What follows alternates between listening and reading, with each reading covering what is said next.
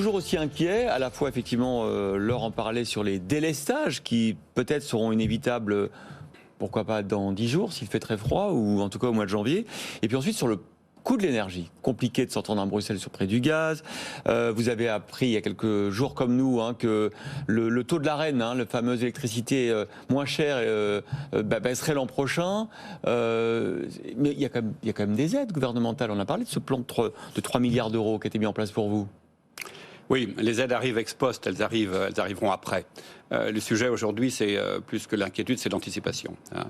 C'est l'anticipation à la fois sur les volumes d'électricité dont nous disposerons, mais ça c'est de la responsabilité de RTE, d'EDF, d'indiquer très précisément ce qu'il en sera, et puis l'anticipation sur ce que seront les conditions d'accès au marché, pour la partie qui n'est pas couverte par l'Arenh. Vous dites qu'on vous prévient trop tard, c'est ça ?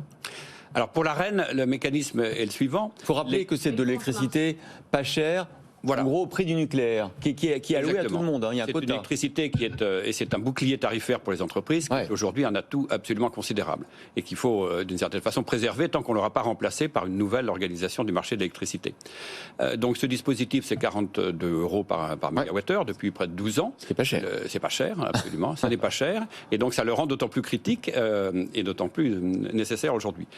Le système est que vous consolidez vos besoins pour l'année à venir, vous les adressez à votre fournisseur qui lui-même consolide tous ses clients et adresse ensuite à la CRE qui, en fonction des demandes, attribue. Le gouvernement a fixé le plafond cette année à 100 TWh pour 2023 par rapport à 120 TWh en 2022. Donc ça baisse. Et donc il va falloir faire rentrer dans la chaussure, je dirais, toute la demande.